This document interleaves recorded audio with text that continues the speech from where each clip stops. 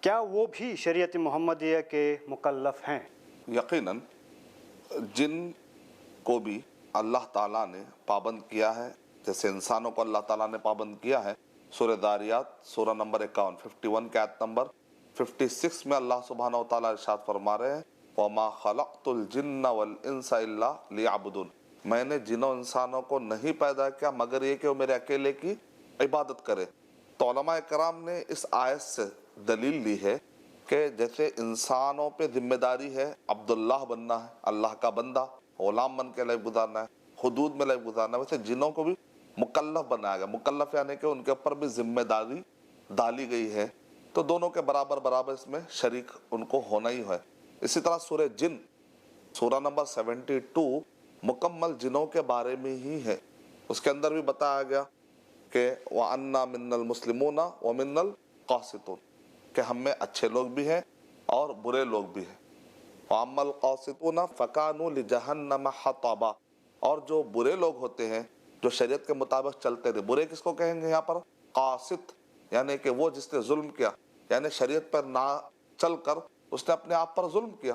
تو وہ کون لوگ ہیں؟ جو شریعت کے مطابق نہیں چلتے ہیں، تو وہ لوگ جہنم کے ایندھن بنیں گے۔ اسی لیے خود جن اپنے بارے میں تعارف کروا رہے ہیں، اور ورڈ اللہ تعالیٰ نے ذکر کیا ہے سورہ جن کے اندر کہ وَأَنَّا مِنَّا الصَّالِحُونَ وَمِنَّا دُونَ ذَلِكَ كُنَّا طَرَائِقَ قِدَدًا، ہم میں کچھ صالحین بھی ہے۔ صالح کس کو کہتے ہیں؟ جو شریعت کے مطابق جو کام کرتا ہے، عقیدہ رکھتا ہے، عمل کرتا ہے، اس کو صالح کہتے ہیں۔ وَأَنَّا مِنَّا الصَّالِحُونَ وَمِنَّا دُونَ ذَلِكَ، اور ہم میں سے کچھ ایسے بھی ہیں جو صالح نہیں ہیں۔ وَكُنَّا طَرَائِقَ قِدَدًا، اور ہمارے الگ الگ راستے ہیں۔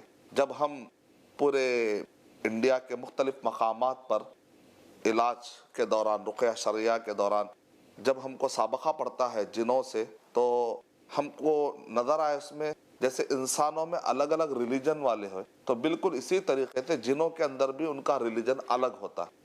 جیسے ہمارے پاس مذاہب پائے جاتے ہیں انسانوں میں، جنوں میں بھی الگ الگ مذہب کے ماننے والے موجود ہوتے ہیں، ان کے عادتیں، جیسے انسانوں کے اندر ان کے اپنے کنبے ہیں، قبیلے ہیں، ریلیجن ہیں۔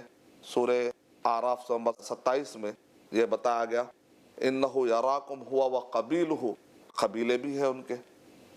اور سورہ کہف سورہ نمبر 18 کے آیت نمبر 50 سے بتایا گیا أَفَتَتَّخِذُونَهُ وَذُرِّيَّتَهُ، ان کے کنبے ہیں، ان کے نسل ہے، تو نسل کے اعتبار سے، قبیلوں کے اعتبار سے، ریلیجن کے اعتبار سے، یہاں تک کہ ان کی لینگویج بھی الگ الگ ہے۔